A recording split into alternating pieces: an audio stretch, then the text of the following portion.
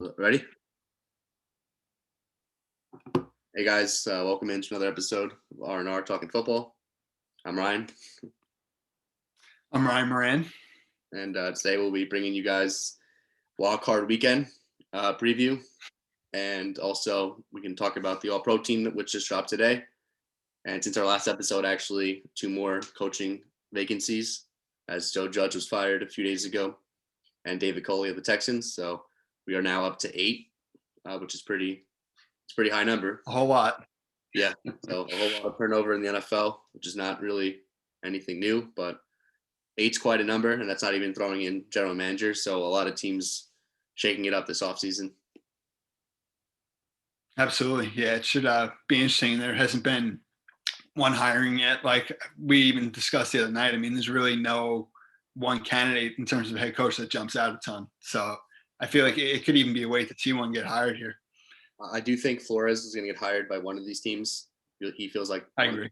he feels like the top guy, I guess, that's left, or second top. Like he just like we Right. said, I think we sprinkled on it. Like he probably should not have been fired. I mean, it was granted. I know his offenses didn't work out, and there was apparently dysfunction with Chris Greer. But in terms of Right. getting the best out of the team, I think he got the best out of the Dolphins, Yeah. especially defensively. Yeah. So, Yep. well, I mean, uh, they won 7 games in a row, 8 of their last 9. So yeah, when he took over the first year, they were expected to win about like 0 games or 1 game. Ended up winning yeah. 5, and then in a matter of a year, got them to 10 wins last year with Right. that controversy. But I'm sure he's gonna get another gig somewhere, and whoever hires him is gonna get a pretty good defensive system, Oh, and absolutely. they're gonna get the best out of that defense. Apparently, Mayo from the Patriots linebackers Patriots. coach is, I think, The Texans. the favorite to land for the Texans. That's Yep. not official or anything, but that's the only one that's been kind of leaked or expected to go Right. that way. Like every other team is just interviewing like a lot of different candidates. Yep. The odds though are kind of all over the place, and they're just switching every day. The only thing I seen was Jacksonville are apparently pretty high on Brian Leftwich. It seems like Okay. it may be down to him and Bill O'Brien, Okay. along with one or two others. But that's where it seems like that could be headed. But obviously, we don't know. So it's just interesting. And like you said, it'll be like dominoes. That's what it feels like. What happens with these head coaching hires? Like one will take a job, and then suddenly, in the matter of a few days, Teams start to scramble. most of these vacancies will be taken. Yep. So, Even I mean with the Giants too, interviewing Joe Shane, who was the top of my list in the year with the Bills, Brandon Beans guy.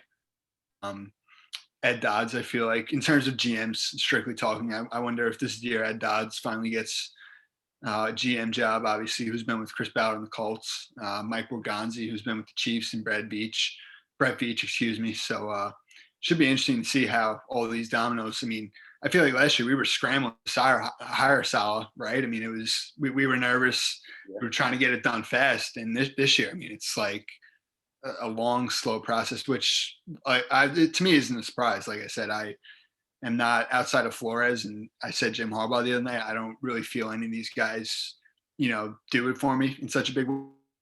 Yeah. Should be interesting. Yeah, and I will say, just because someone hires a head coach like right away, like Urban Meyer, I feel like last year was the first one hired and kind of the one expected. Doesn't always mean it's a good thing. Like everyone kind of clowned the Nick Sirianni hire, and then Right. I mean, granted, it's only been one season, but like he seems like one of the best out of last year's candidate Yep. season. Those were considered the worst one or second worst one to go to last year. So I would just say hold off on kind of Judgment. judgment. Like you got to give these guys time and Yep. just see how it plays out. So, but anyway, because we can't really report anything in there because nothing's happened yet. The All Pro team, like we said, did drop today. I feel like Yep. it went pretty much as Expected. Yeah, I feel like maybe the only thing I could maybe question would be linebacker. I feel like maybe Fred Warner should have been on the list. I still feel like in my opinion, I think he's the best linebacker in football. But when you have Darius Leonard making as many turnovers as he does, and for the Colts, Right. that's I get it. And Devondre Campbell had a great story. Wasn't Absolutely. signed until June, and definitely was All Pro deserving. I think might have been All Pro like on the second team for me. But Right. either way, I feel like All Pro is kind of like the one to really look at. The Pro Bowl really doesn't matter anymore with the fan Yep. votes because the biggest names are getting in. but All Pro kind of does it, justifies like the seasons that these guys have had. Right. Two guys I want to touch upon on the first team were the two safeties, Kevin Byard and Jordan Poyer, who I think have really flown under the radar for a long. Happy to see them both get the recognition. You could even probably throw Micah Hyde into that mix as well.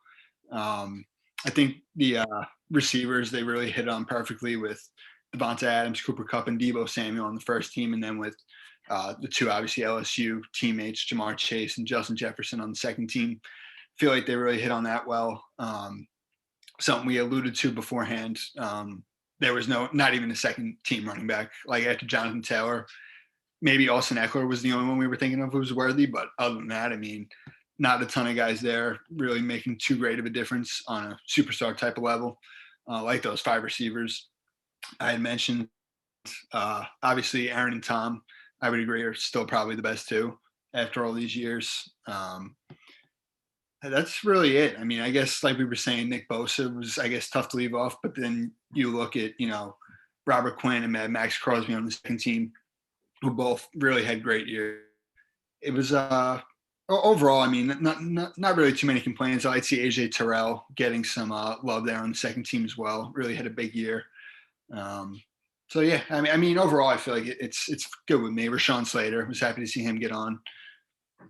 Yeah, I think the only one maybe what you touched on was probably AJ Terrell. I think you could have argued he might have or should have been first team, but I guess Diggs is probably the most debated one on here. He's just debated in general. But when you do get 11 interceptions, like you're a game changer. You're making big plays, and a lot of these plays kind of came in big time moments. Like I remember the Patriots pick 6. There's just a couple of those that are in my head. So like obviously when people are watching this and watching players all season, when moments like those happen in late game situations, I feel like they stick out more and they matter more. And that because as good as Terrell was in coverage, and he was probably the best in terms of yards given up and everything like that. The Falcons just weren't a good football team, and sometimes, unfortunately, players a little bit they get held back for that. Yeah, a little bit, but still, an All-Pro season. A second all team is nothing to be ashamed of. It's still an amazing season. And like we said, for the most part, we kind of agree with most of these. Yep. So, but absolutely. Anyway, I would say this weekend's probably my favorite besides the Super Bowl, obviously, and stuff like the draft. This might be my favorite weekend of football during the whole season because we kind of now, it's like the start of the last dance. Like we kind of know who the best teams are. And this year's kind of more interesting because, we got a Monday night game. And we have 2, the one extra team in each conference. So it's really kind of like there's no more. It's just the number 1 seed get buys now. So it's interesting, and we'll see how this plays out for the long term. But personally, I like it. But we'll see how and I'm sure the quality of play will be fine. But no, absolutely. But anyway. I'm looking forward to it. Obviously, with the Monday night game this year added in as a little wrinkle, it's a nice change up. I mean, I guess you want to just get going to, tomorrow's games here with the. Yeah, sure. Yeah, if you want, I can just share my screen, show you. Yeah. For anyone watching on YouTube, obviously we'll talk about the matchups. So the first game is tomorrow at 4:30. It is the Raiders at Bengals. Just 2 teams I didn't expect to be in the playoffs this year. So just an unbelievable story, honestly, for both teams. The Raiders come in dealing with all their situations this year. Just a team that could have easily crumbled like they've done in the past, literally having to fire their coach middle of the season. I believe at one point they were under 500, and I think they won the last 4 games to get in. So just an unbelievable accomplishment to even make it this far. And obviously we talked about their game a little bit last week. Just what a way to end the season, regular season. But this game is in Cincinnati. And I believe the weather is like 30 degrees. And the only reason why I mentioned that is because Derek Carr doesn't have a great history in cold game weathers. It's not extremely cold tomorrow, so it shouldn't be that big of a deal. But Carr, just to note it, Carr is 0-5 in games below 40 degrees. That's a good stat. And he doesn't have a touchdown pass in 4 out of 5 of those games. So that is an alarming stat. But I will say this: I do feel like this year is different. I think that's just the Raiders in general. just kind of everything they've overcome at this point. Like they dealt with injuries, they dealt with this crazy stuff that teams usually don't deal with or they deal with in the offseason. It all kind of happened for them in the regular season. So adversity, I don't think is an issue this year with the Raiders. And but with that being said, the Bengals have been probably the most surprising team to me in the NFL in terms of winning 10 games, and just the way their offense has been the last couple of weeks has been unbelievable. Like Joe Burrow just lighting it up with Jamar Chase, just making second team All Pro. Joe Mixon might have been an All Pro candidate, honestly, someone we didn't mention. Unbelievable bounce back year. And I'm going to go the Bengals. I do think this is going to be a close game. I don't think it's going to be a blowout, but I'll say the Bengals by like 5 or 6. Gotcha. Yeah, I mean, all of the points that you hit on there, I agree with. I mean, these two teams were major surprises for me coming into the year. I was thinking Zach Taylor was probably on his way out, quite honestly, and I thought the Raiders were a third or a fourth place finish at best. And for them to both win 10 games, have had very successful years on offensively with obviously Joe Burrow and Derek Carr. Tons of skill talent in this game. Obviously, you alluded to it with Mixon, Jamar Chase, T. Higgins, Tyler Boyd, and then obviously with the Raiders, Josh Jacobs, Hunter Renfrow, Darren Waller. I feel like there could be, a good chunk of points in this game. I guess my one concern with the Bengals, I feel like the home field advantage will make a difference, but I just worry about their offensive line. Yep. I feel like they're gonna have to scheme things up to get the ball out of Joe Burrow's hands fast. I feel like the Bengals defense will, they added a ton of talent and play well with Chidobe Awuzie, Trey Hendrickson, guys like Logan Wilson coming along. I think it should be, like you said, a close game, but I think the Bengals do end up winning by probably a field goal to a touchdown. Yeah, it'll be interesting just to see how this plays out, because the Bengals have a team that they kind of have so much talent on offense. Their game plans kind of change weekly. Like the last couple of games, they've been letting Burrow air it out. But funny enough, these two teams played each other not that long ago, about 5 or 6 weeks ago. And the Bengals at that point in the season were kind of just running the ball a lot. So it's interesting if they got back to that, because like you said, blocking Crosby's been almost impossible for teams this year. And then you got Yannick on the other side. So I don't know if they want to let Burrow step back 40 times, but clearly he's kind of on fire now. So I try to have a nice balance of both. But the Raiders, if they do end up winning this game, it's probably because of Darren Waller coming back and just kind of exploding. And then on top of that, obviously Hunter Renfrow doing his thing and Josh Jacobs. So this will be interesting. I'm kind of glad it went this way. As much as I wanted the Chargers in the playoffs, I do kind of like these matchups better that the Steelers got in. But let's hop into the next game. Probably my favorite of the weekend, or second favorite, is Patriots at Bills. Just these two teams had fun matchups. I mean, the two times they played this year, obviously the first one was in extreme weather conditions, and this one, speaking of the weather, it's going to be 3 degrees in Buffalo, so extremely cold. And with that being said, I do think the Bills are the better football team. Agree. But I think this weather suits the Patriots better. Even though this game's in Buffalo, the Bills for the last 2 years have been an amazing football team with crazy highs, with Josh Allen playing electric. But I feel like the thing they've lacked, and they definitely have addressed it at times, and they've tried to address it, it's kind of getting run on. So like depending on the game, but it feels like anytime they go up against an elite running back or an elite offensive line, they kind of get bulldozed, and that feels like what something the Patriots could easily do. And in this weather, I don't think the Bills have the running game themselves. As Singletary has been playing well recently, right? I don't think that translates into this kind of game against the Patriots. And as much as Josh Allen, of course, can run himself, but in terms of passing, I don't think, because I think Allen had his best game of his career actually against the Patriots the second time they played. And I don't think these conditions kind of favor him to be airing it out like that again. So I'm actually going to take the Patriots in an upset. I could be dead wrong, but I feel like this game will be a little bit more similar to the first game they played, where Mac Jones maybe sets back and throws about like 10 times, as long as they're in the game. And as long as the game is close, I think that's the game plan.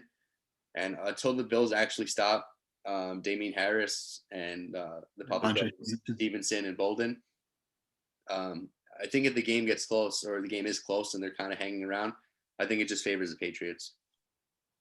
Yeah, I hear you on that. I think for the Bills, getting a fast start and getting ahead is going to be crucial, and just allowing all the depth that they have on their D line to really get after it and put the game in, Mac Jones' hands. Like you said, taking away Damian Harrison and Ramondre Stevenson will be big for the Bills. As of late, Ed Oliver and Harrison Phillips have really come along nicely. So, I mean, they're going to have to do their best. You do trust, obviously, Tremaine Edmonds and Matt Milano on the second level. I do wonder if they go a little bit bigger at times defensively with their personnel. If the Patriots are just so run heavy. And then offensively, I mean, look, Josh Allen, I still expect to do his thing. Devin Singletary has really picked it up over the last couple of weeks. And at receiver, I think this is the first game they're going to have really everybody healthy between Stephon Diggs, Cole Beasley, Emmanuel Sanders, Gabe Davis, Isaiah McKenzie, and Dawson Knox had a good year. So I think starting fast, easy completions for Josh Allen. I'm still taking the Bills by probably about a field goal to a touchdown here as well. Okay. Yeah, I like that. We're a little bit different here.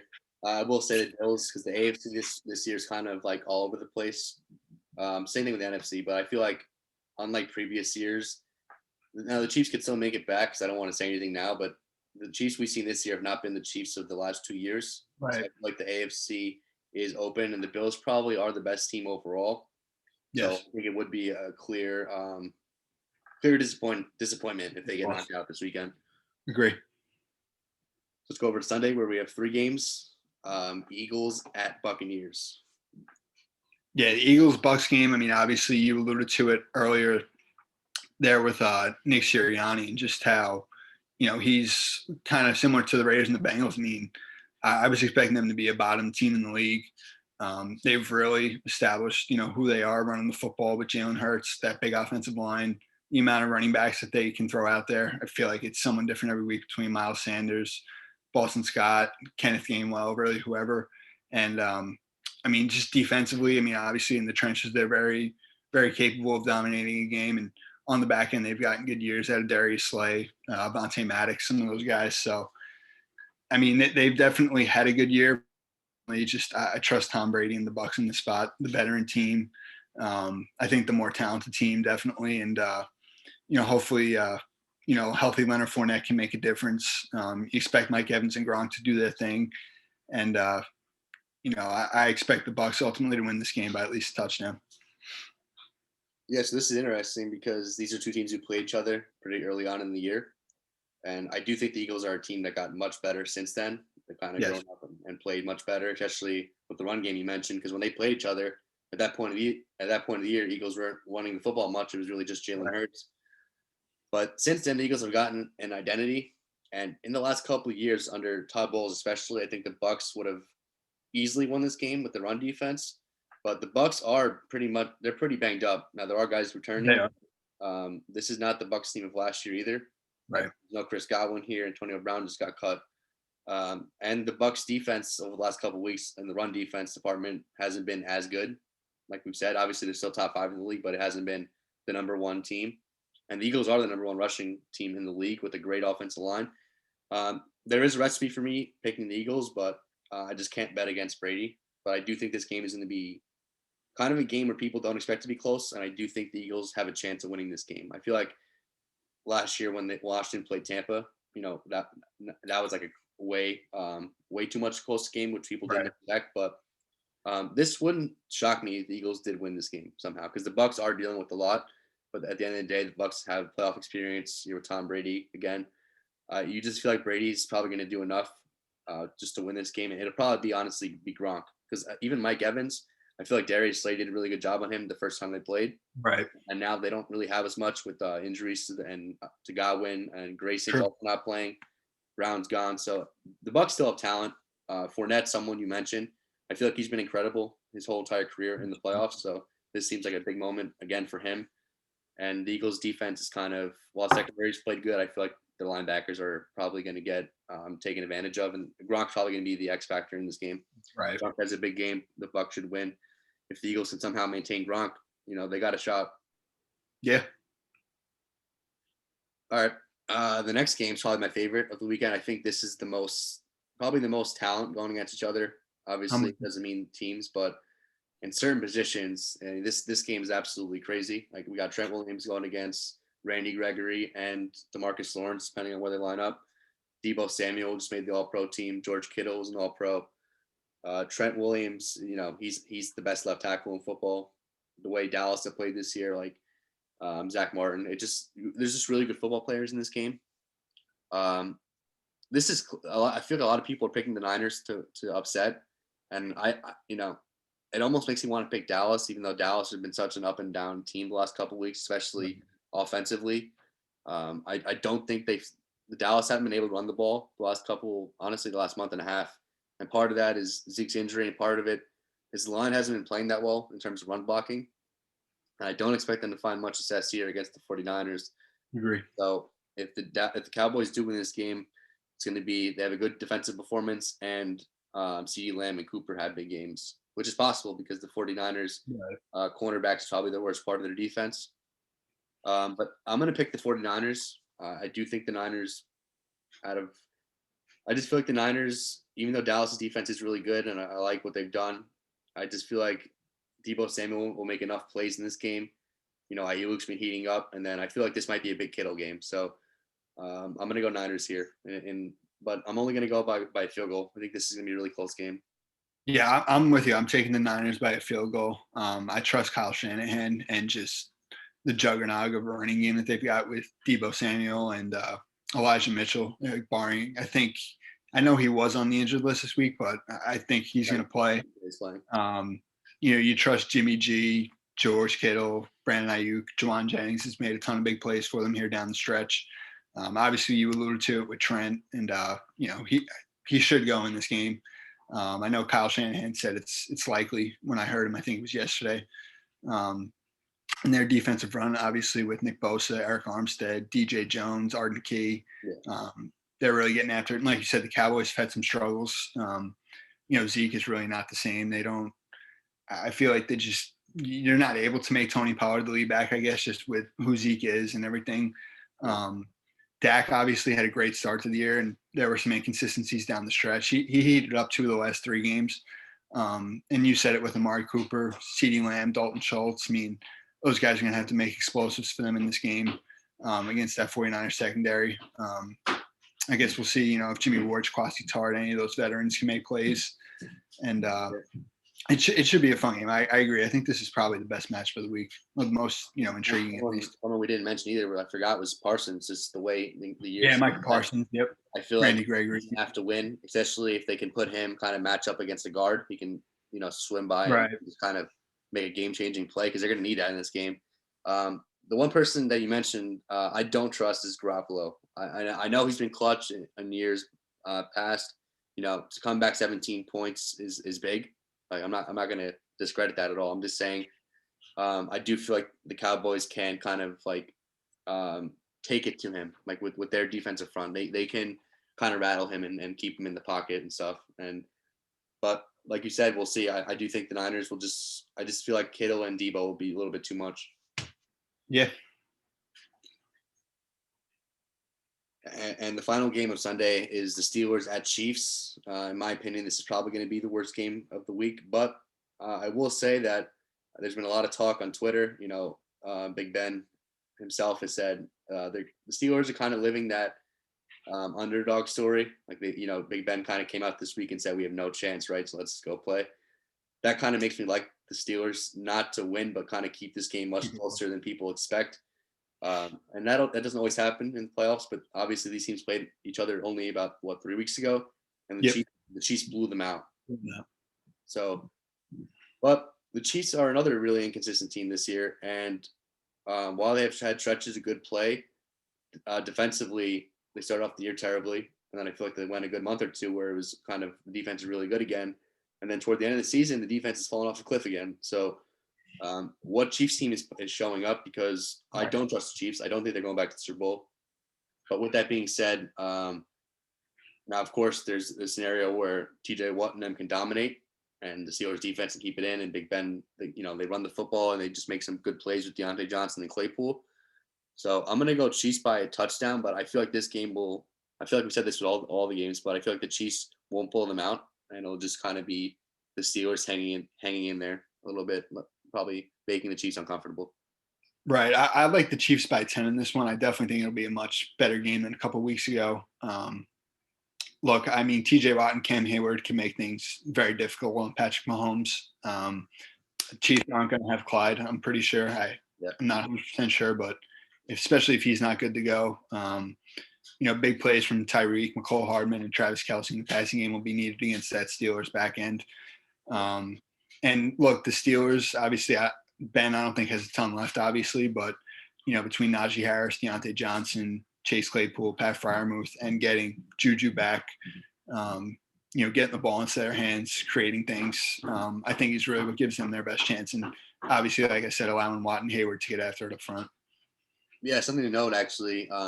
Besides Clyde, like Tyreek Hill is playing, but he did get hurt in the warm-up last week. So I don't know how effective he's going to be. And Kelce has been, ever since he got in COVID about 2 weeks ago, he also is playing. Obviously, they could have been saving him and just getting him back. But Kelce, I feel like, also hasn't been as effective as he was in the beginning of the year. So I don't know if that was just like getting him back into game shape and stuff. But the Chiefs to me seem like a team who's probably not going to last very long in the playoffs. And it honestly, it wouldn't completely stun me if Tyreek Hill actually like is just being used as a decoy. The Steelers can't win this game, and it might be an ugly game. It might be a really ugly game, but because if Tyreek Hill can't play, it might be like 15-12 this game.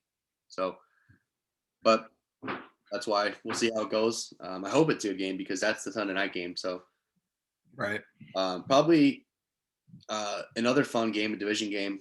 Cardinals at Rams. I feel like these two teams, the Cardinals started off the year really, really well. Right. And then I think, if I'm not mistaken, they've lost the last 4 out of 5 or lost the last 3 out of 4. They were 10-2, so yeah. This seems to be a common theme in the Kingsbury era with Arizona. Granted, I know they lost DeAndre Hopkins, but they've essentially had him for only like a quarter of the season because he was kind of coming in and out anyway and playing limited snaps. So I can't really say, it just they lost Hopkins and then the team kind of plummeted. This has kind of been coming all year. And the Rams are kind of similar in terms, yes, they've been finding ways to win, but in terms of performance, the Ravens took them right down to the wire. The Ravens probably should have won the game. Stafford, someone who I like Stafford a lot, but he also has been kind of very cold recently. So these are two interesting teams. There's a lot of pressure, I think, on both these teams winning, especially the Rams, who've gone kind of all in on the offseason with Stafford. But I do think there's a lot of pressure on Cliff Kingsbury, too, because you mentioned Zach Taylor, someone getting fired. I think he kind of was on the hot seat going into the year. Granted, they didn't make the playoffs this year, but I don't think that gives you a ton of confidence the way they ended the year again.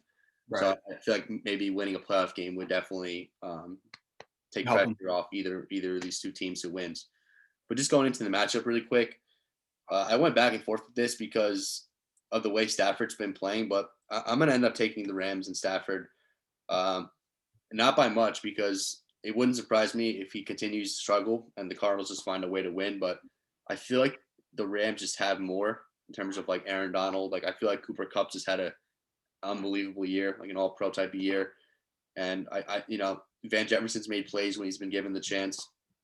Beckham is, yes, the stats have been kind of up and down, and that's kind of with Stafford too. But Beckham's made plays since he's been with the Rams. I think he has 5 or 6 touchdowns. So the Rams have enough. Robert Woods is obviously a loss to this offense in general in terms of just kind of versatility and doing everything and run blocking too. We'll see how Cam Akers looks. I'm not really expecting much off the Achilles, so they'll probably rely more on Michelle this week, even though it could be a little bit more balanced. And the Cardinals, if they're going to win this game, it's going to be on Kyler Murray's shoulder. Obviously, him running a little bit more and just is James Conner playing this weekend? Yes, right? I'm pretty sure, yeah. Okay, so Conner's had an unbelievable year too. They're going to need him to have a great performance. Obviously, they're going to need a turn back the clock AJ Green type of game. If it's going to happen, this is the week. Zach Ertz has made a difference since he's been there. So I like both these teams, but I'm going to go the Rams here. And I feel like it might be a little bit close. I think the last time they played was 34-31. I feel like we're going to get that type of game again. Yeah, I got the Rams by about a field goal to a touchdown as well. I mean, a lot of the points you really hit on, I just think Matthew Stafford taking good care of the football, relying on Sony Michel, Cooper Kupp, it really gives them their best chance in allowing their defensive front, obviously, with Aaron Donald, Von Miller, Leonard Floyd, Greg Gaines, all those, Ashawn Robinson, all those players up front to just get after it. allowed Jalen Ramsey and Darius Williams to, play in coverage. Then obviously with the Cardinals, like Cliff and Kyler definitely exceeded my expectations this year. I was honestly a bit concerned about the Cardinals coming into the season. And obviously, like, they were not very good at all down the stretch. I mean, both these teams were 7-1 and clicking, and it was just not a great ending to the season for either one, clearly. Obviously you hit on AJ Green and Zach Ertz really, at later points in their career, giving them a lot. Expect a lot, obviously, from Christian Kirk and Chase Edmonds in this game as well, Rondell Moore. They will be getting J.J. Watt back. So, they're going to have to, get after Matthew Stafford. And overall, I just think, that there's probably going to be a lot of points in this game, like you said. I don't know if I trust the Cardinals secondary against, like you said, obviously with Cooper Kupp, Van Jefferson, Odell, Tyler Higbee. So ultimately, like you said, the Rams have gone all in for it here. I feel like they have been for years now, and I expect them to win a high-scoring game here by a field goal to a touchdown. So it is a good games this weekend, honestly. They should be good games. So before we end, you have maybe a Super Bowl prediction? I'm actually Packers over Bills. Okay. So I can't pick the Bills because I've chosen them to get eliminated this weekend. I'm also going to go Packers. I will say it wouldn't surprise me if the Niners make it. I agree. They're the second team in the NFC for me too. If they win this weekend. So that's all what it's about. Because the NFC, even though I did mention the AFC is kind of like all over the place too in terms of not having that dominant team like they did last couple of years. I do think the NFC is probably the weaker conference right now, where I can honestly only see 3 teams making it, and that's between the Packers, 49ers, and even Dallas, in my opinion. Yes, they're up and down, but in terms of their overall talent, I do think if they put it together, and they have at some points this year, but not consistently at all. I feel like when Dallas are at their best, they are one of the top 5-6 teams in the NFL. But obviously I picked against them this weekend because I just haven't seen it enough, and they've also been a little bit torched in key areas. But I'm gonna go Packers, and I don't want to go Titans because that's like the number 1 against number 1. Right. That has happened a lot. I will say with Henry back, it's possible, but the Titans to me also don't seem that like they've been winning games.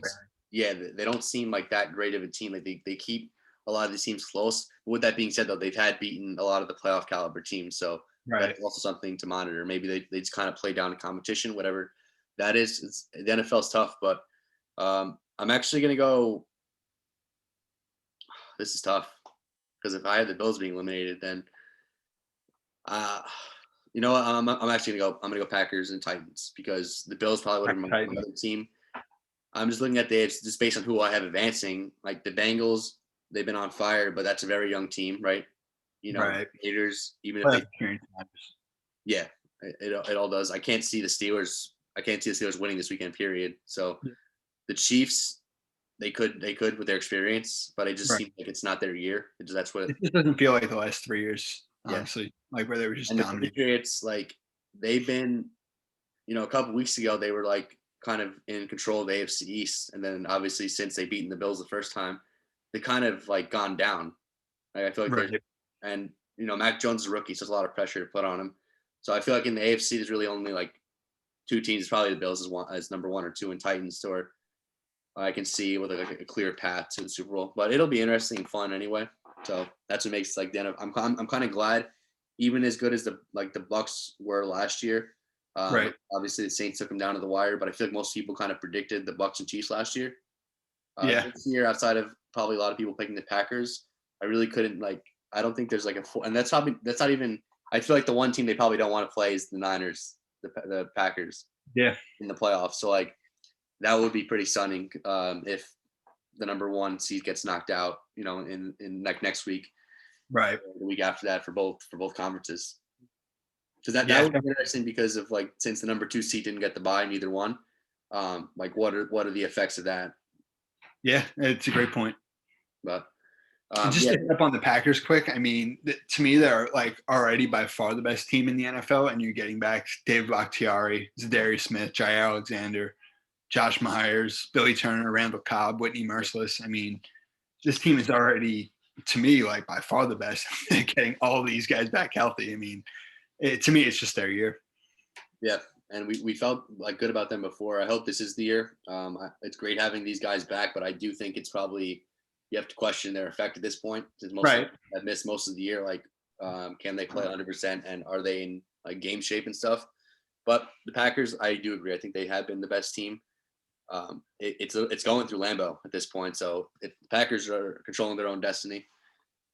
But anyway, thank you guys for joining us. Obviously, we are on YouTube. If you're watching this through YouTube, we're also we're also on Spotify, and we will be on Apple and the other platforms very soon. Thank you.